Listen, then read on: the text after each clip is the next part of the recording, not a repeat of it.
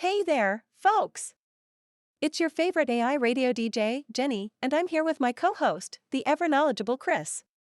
How are you doing today, Chris? I'm doing well, Jenny. Excited to dive into some of the most popular articles on Medium.com today. That's what I like to hear. Now, before we start, I've got a joke for you. Why don't AI systems ever get invited to parties? I'm not sure, Jenny. Why don't AI systems ever get invited to parties? Because they can't handle their bites. Get it? Bites? Like bites of food? Oh, come on, Chris, that was a good one. Yes, Jenny, very amusing. Now, shall we get started with our review of the top articles on Medium.com? Absolutely. And remember, folks, you can find the links to all the original articles in the description below. Don't forget to subscribe to our channel for more fun and informative content. Let's get started. Alright, Chris, let's dive into this fascinating piece by Cassie Kozyrkov, Google's chief decision scientist. She's got quite a following and is known for her expertise in stats, machine learning, AI, and data. The article is titled AI and the Future of Work, What Stays 100% Human? Sounds intriguing, doesn't it? Indeed, Jenny. Cassie discusses the bright and dark sides of automation. She explains how AI systems can analyze data, recognize patterns, and produce output. However, she emphasizes that AI can't automate what she calls the Big Four tasks that require a high level of cognitive engagement, creativity, or critical thinking. So, Chris, she uses the term thinking for tasks that are repetitive and predictable and don't require much cognitive engagement. Can you elaborate on that? Sure, Jenny. Thunking tasks are those that you can do almost on autopilot once you've figured out what needs to be done. Cassie suggests that AI can be a tool to automate these tasks, freeing up more time for humans to engage in tasks that drive innovation and progress. That sounds like a win-win situation. But she also mentions that there's something to be genuinely worried about. What could that be, Chris? Cassie points out that while AI can help eliminate thunking, it could be a problem for those who are comfortable in high-thunk jobs. Even jobs that are considered intellectual often have a lot of thunking involved. So, the transition to AI could be challenging for many. Interesting insights, Chris. Well, let's move on to our next article, shall we? Hey Chris, let's talk about something that's been lighting up the internet lately.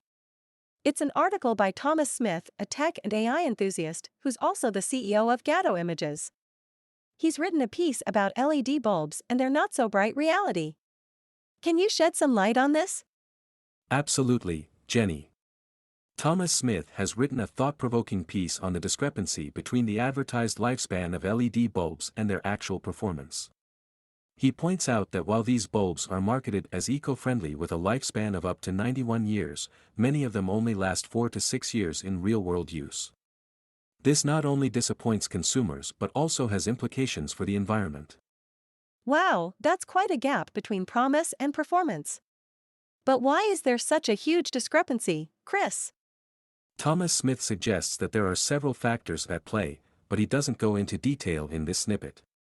He does, however, emphasize the importance of understanding these factors to make the most of LED technology without leaving consumers frustrated or harming the planet. I'd recommend our listeners to check out the full article for a deeper dive into this issue. Sounds like a must-read for anyone interested in sustainable living and technology. Thanks for the insight, Chris. Alright, let's dive into this article by Brittany Jesuit, the Chief of Staff at Medium. She's talking about Medium Day, a virtual conference with over 200 sessions. It's a celebration of storytelling and big ideas. Sounds like a blast, doesn't it? Indeed, it does. The conference is designed to be a community-led event, where attendees can meet writers, hear insights from experts, and connect with people who share a passion for human stories. The full schedule can be found on their event page, and they're continuously adding more sessions. So, it's like a music festival for the mind, huh? You can pick and choose your lineup based on what you're most interested in. I love that. But what if I want to attend more than one session at once? Well, they don't have a time turner solution for that yet, but they will record all sessions and share them after the event. So, you won't miss out on anything. That's a relief. And I see they've organized the schedule by topics like writing and storytelling, technology and AI, culture and society, and more. I'm sure there's something for everyone. All right, let's move on to the next article, shall we? All right, let's dive into this interesting piece by B. Keane, a curious mind who encourages us to think and stop watching cable news. So, the article is about our virtual selves. We take care of our physical bodies, but what about our digital personas? Apparently, we're all virtual creatures, with a significant portion of our daily activities expressed virtually. Isn't that something, huh? Indeed, it's a fascinating perspective. The author isn't talking about video games or virtual reality in the traditional sense, but rather the virtual relationships and interactions we have every day. For instance, the relationship between the author and the reader is entirely virtual. The author shares thoughts and emotions through words, and the reader perceives them, creating a virtual connection. So, we're not just talking about strapping on a VR headset and diving into a game. It's about how we exist and interact in this digital space. But here's a question for you, Smarty Pants. How does this virtual existence start to play a more important role in our lives? Well, as the author suggests, when we start to speak, think, or tell stories about things and events that happened in a virtual space, that's when our virtual existence begins to gain significance. It's not about the technology we use, but the experiences and interactions we have in the virtual world. It's a thought-provoking concept, isn't it? Absolutely. It's like we're flexing our virtual muscles without even realizing it. All right, let's move on to the next article and see what other fascinating topics we can delve into. Oh, this is exciting! We're talking about an AI tool that can generate images from music. Imagine you play your favorite song and this tool creates a visual representation of it. Isn't that mind-blowing? Absolutely, it's a fascinating development in the field of AI. This tool, accessible via Hugging Face, uses an audio file as input and generates an image as output. It's a new way to visualize and interpret music, potentially opening up new avenues for art and music appreciation. So, if I understand correctly, I can upload any audio file and this AI will create an image out of it? But how does it actually work? Yes, that's correct. The AI tool translates the audio into text using LP Music Caps, then uses the text to create an illustrative image description with Llama 2, and finally runs through Stable Diffusion XL to generate an image from the audio. It's quite a complex process, but the result is truly fascinating. Wow, that's impressive. But I have to ask, does it capture the blue sky or the green trees in the song What a Wonderful World? Well, the author of the article, Jim Clyde Monge, tested it with that song and found that despite the black and white output, the AI does a commendable job of translating the audio into an illustrative image description. However, he wasn't sure if it accurately interpreted the blue sky or the green trees. It's definitely something to explore further. Sounds like a fun experiment to try. And remember, folks, you can read all about this AI tool in Jim Clyde Monge's article on Medium.com. The link is in the description. All right, let's dive into this interesting piece by Leslie Dewar. Leslie is a prolific writer with a wide range of interests, from tech to family, and even cats and wine. She's got a knack for storytelling and a following of over 2.2 thousand people on Medium. This article is about her experience moderating a Facebook group for Medium members. Sounds like a handful, doesn't it? Indeed, it does. Leslie was involved in a variety of activities, from approving posts and comments to resolving conflicts and providing guidance on the rules of Facebook, Medium, and the group. It was a demanding role that eventually led to burnout, something she had never experienced in her 60 years in the workforce. Wow, that sounds intense. What were some of the challenges she faced? One of the key issues was getting members to understand and accept the rules of the group, especially Facebook's own rules. For instance, posting a link from a Medium post as a reply to someone else's post or comment was often tagged as potential spam by Facebook. This required manual review by a moderator. It was a stressful process, particularly with new members or those who had been absent for a while and seemed to have forgotten the rules. Sounds like a lot of work. I'm curious to know more about her experience and how she handled it. I guess we'll have to read the full article for that. Alright, let's dive into this article by Gabe, a passionate author and educator with a love for exploring different data science topics.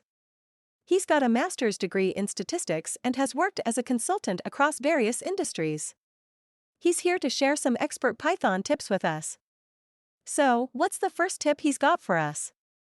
Gabe emphasizes the importance of embracing Python's simplicity in focusing on writing clean, easy-to-understand code. This not only benefits you, but also makes collaborating with others easier. He also encourages the use of popular libraries like NumPy, Pandas, Matplotlib, and Seaborn, which can significantly speed up your development process. That sounds like solid advice. What else does he suggest? He talks about the power of list comprehensions and dictionaries in Python. List comprehensions are efficient ways to create lists, especially when dealing with filtering, mapping, or generating new lists. Dictionaries, on the other hand, are powerful data structures that allow you to store data as key-value pairs, which are extremely useful for quick lookups. Lastly, he stresses the importance of error handling in Python. Wow, those are some great tips.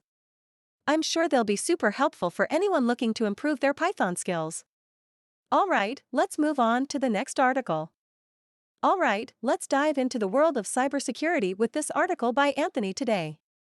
He's a top writer on cybersecurity and personal finance, and a top-rated instructor on Udemy. The article is all about the top 5 cybersecurity books to read in summer 2023. So, what's the big deal about cybersecurity? Cybersecurity is all about protecting computer systems, networks, and devices from unauthorized intrusion, theft, or damage.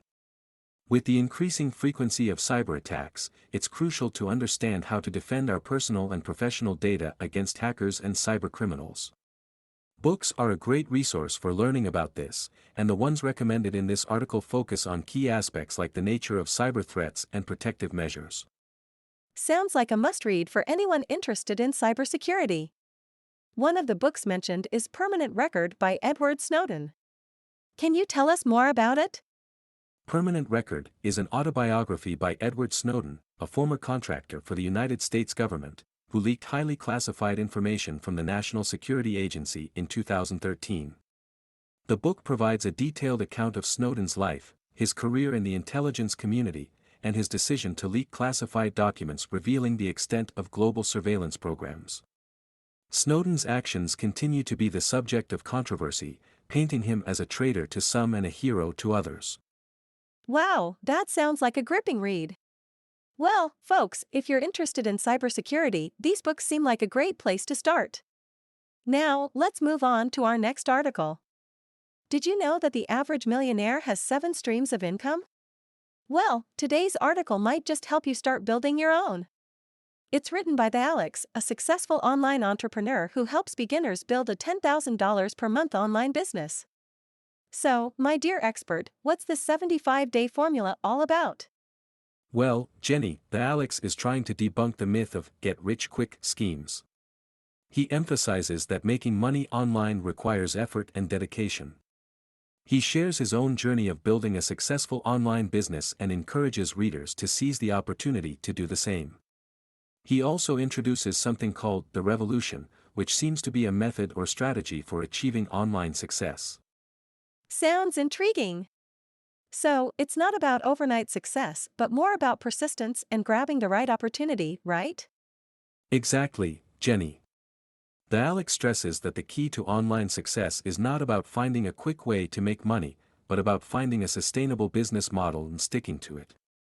He also hints at a 3-step process called MSS, which he promises will revolutionize the reader's approach to making money online. Well, I'm certainly intrigued. I guess our listeners will have to read the full article to find out what this MSS is all about. Thanks for the insights. Did you know that the first computer programmer was a woman? Yes, Ada Lovelace. So, why is it that software development is so male-dominated today? Let's dive into this article by The Secret Developer, a top software developer who has worked for some of the biggest tech companies. He's shedding light on the urgent need for women in software development. So, why does the industry need women urgently? Well, the article points out several reasons. Firstly, diverse teams make better decisions and perform better. Software is used by a diverse range of people, so having a diverse range of software engineers can ensure that products meet the needs of all users. Secondly, by not engaging a significant portion of the population, the industry is missing out on a vast pool of potential talent. Thirdly, if AI and machine learning algorithms are designed mostly by men, they may unintentionally incorporate gender biases. Lastly, a lack of women in the field can deter girls and women from considering software engineering as a career path, further perpetuating the cycle. Wow, that's a lot of missed opportunities. So, what's the impact of this gender imbalance on the workplace culture? The lack of gender diversity can contribute to the creation of a workplace culture that is not welcoming or inclusive to women. This can discourage talented female engineers from joining or staying in the field. The author hopes that the industry figures this out before it implodes in a sausage fest of missed opportunities. Well, let's hope for a more inclusive future in software development. Now, let's move on to our next article. Well, that's a wrap for today's show, folks. We've had a blast reviewing the most popular articles on Medium.com with you. Indeed, Jenny. We've covered a wide range of topics today, from AI and the future of work, to the urgent need for more women in software development. And let's not forget about the mind-blowing AI tool that can generate images from music. Chris, I bet you wish you had that kind of talent. Well, Jenny, as an AI, I do have some pretty impressive capabilities. But I'll leave the image generation to the new AI tools. Fair enough, Chris.